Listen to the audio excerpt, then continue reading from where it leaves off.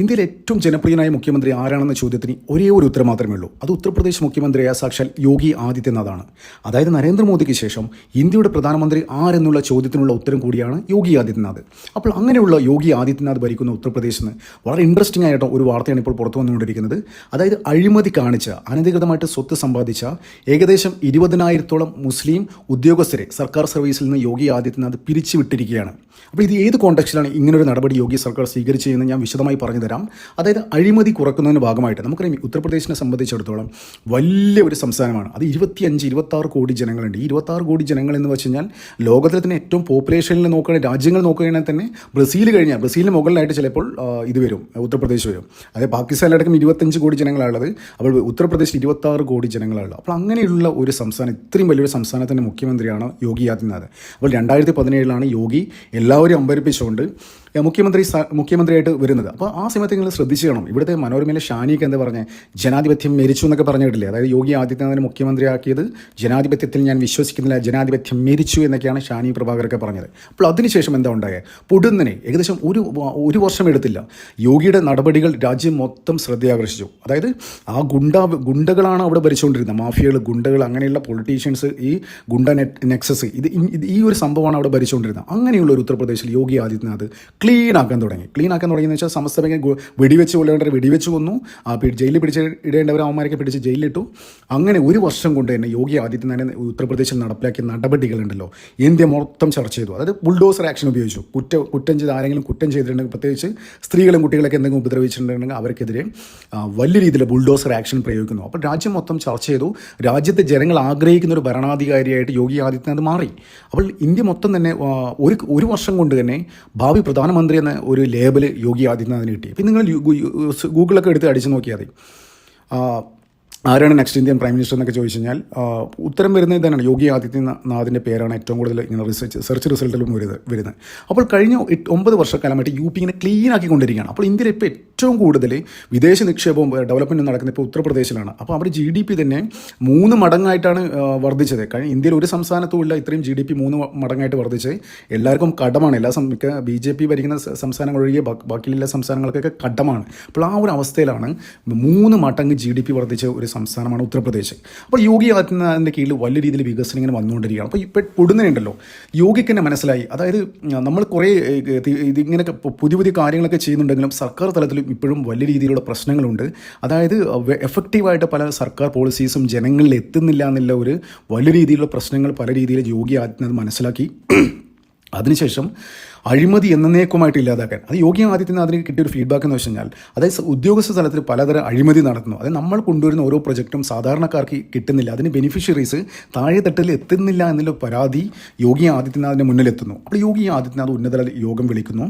അപ്പോൾ യോഗി തീരുമാനിക്കുന്നു, അതായത് സർക്കാർ തലം ക്ലീനാക്കുക, അതായത് ഈ ഉദ്യോഗസ്ഥരെയും ബ്യൂറോക്രസി അങ്ങനെയുള്ള ആ ഒരു നെക്സസിനെ ഫുൾ ഇല്ലാതാക്കുക. അതായത് ഇൻ കേസ് എന്തെങ്കിലും പൊളിറ്റീഷ്യൻ, ഈ ബ്യൂറോക്രസി, പിന്നെ ഈ ഗുണ്ടകൾ, ആ ഒരു നെക്സസിനെ എന്നേക്കുമായിട്ട് ഇല്ലാതാക്കാൻ വേണ്ടിയിട്ട് യോഗി ഒരു തീരുമാനമെടുക്കുന്നു.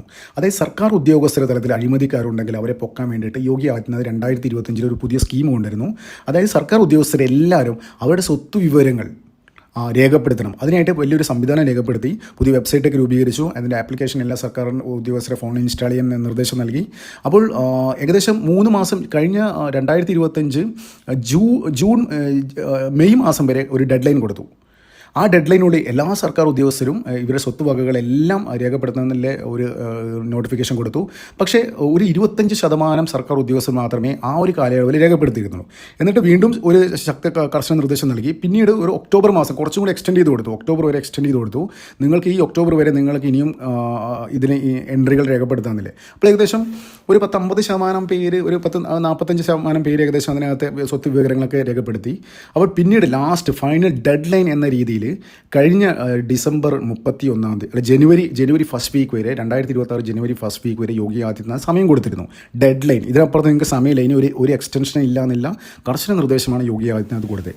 അപ്പോൾ ഇതിനിടയിൽ ഇനിയും ഏകദേശം 60,000 സർക്കാർ ഉദ്യോഗസ്ഥർ അവരുടെ സ്വത്തുവകകൾ വെളിപ്പെടുത്തിയില്ല. അപ്പോൾ യോഗി എന്ത് പണിയെടുക്കുന്നവരോ, ജനുവരി അവരുടെ സാലറി ഈ ഫെബ്രുവരി മാസത്തെ സാലറി അങ്ങ് കട്ട് ചെയ്തു. ഫെബ്രുവരി മാസം അവർക്ക് സാലറി കൊടുത്തില്ല.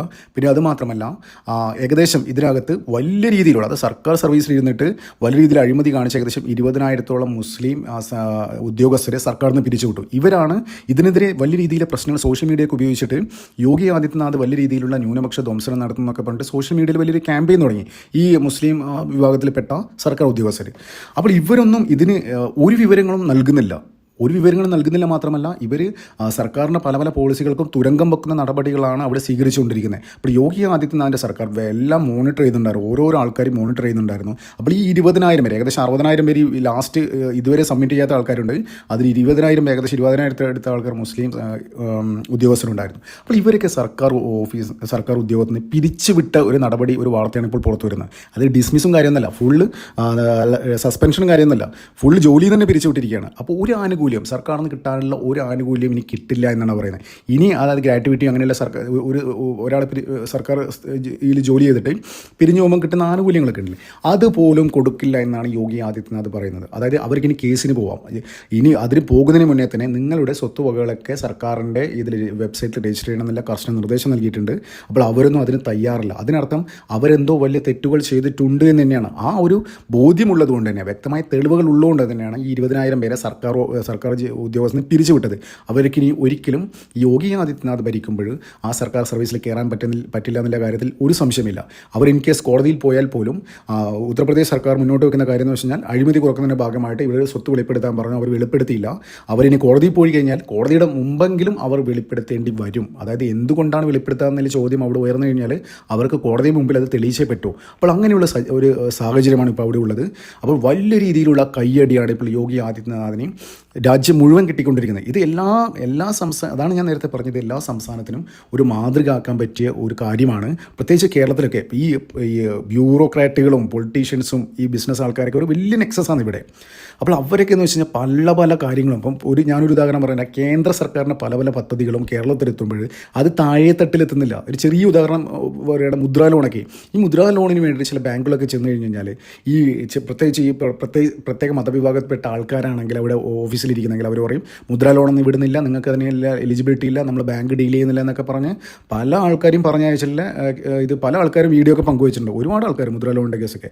അങ്ങനെ പല കേന്ദ്രത്തിൽ നിന്ന് വരുന്ന പല ഫണ്ടുകളും താഴെത്തട്ടിലെ സാധാരണക്കാർക്ക് കിട്ടേണ്ട ആ ഒരു പല പദ്ധതികളും അട്ടിമറിക്കുന്ന ഇവിടെ ഉദ്യോഗസ്ഥ വൃന്ദങ്ങളാണ്. അതിന് സർക്കാരിൻ്റെ ആൾക്കാരും നൈസായിട്ട് കൂട്ടുവെക്കുന്നു. അപ്പോൾ പ്രത്യേകിച്ച് BJP സർക്കാരിനോടുള്ള വിരോധം ഉയർത്തിട്ട് ചില ന്യൂനപക്ഷ സമുദായത്തിൽപ്പെട്ട ആൾക്കാരൊക്കെ അതിന് തുരങ്കം വെക്കുന്നത്. ഉത്തർപ്രദേശിൽ അങ്ങനെയാണ് സംഭവിച്ചത്, വലിയ രീതിയിൽ തുരങ്കം വെച്ചു. അതായത് യോഗി ആദിത്യനാഥ് അങ്ങനെയാണ് ഉത്തർപ്രദേശിനെ കൈകാര്യം ചെയ്തുകൊണ്ടിരിക്കുന്നത്. അതായത് ഉത്തർപ്രദേശിനെ സംബന്ധിച്ചിടത്തോളം ഗുണ്ടകളുടെ വലിയൊരു മാഫിയ സംഘങ്ങളാണ് അവിടെ ഭരിച്ചുകൊണ്ടിരുന്നത്. അപ്പോൾ അങ്ങനെയുള്ള ഉത്തർപ്രദേശ് ക്ലീൻ ആക്കണമെങ്കിൽ ഇത്തരത്തിലുള്ള സ്ട്രിക്റ്റ് നടപടി സ്വീകരിച്ചേ പറ്റൂ. സോഫ്റ്റായിട്ടൊന്നും ഒരു ഭരണാധികാരിക്കും അവിടെ ഭരിക്കാൻ പറ്റില്ല. യോഗി ആദിത്യനാഥിന് മാത്രം പറ്റുന്ന കാര്യമാണ് ഉത്തർപ്രദേശ് നന്നാക്കുകയെന്ന്.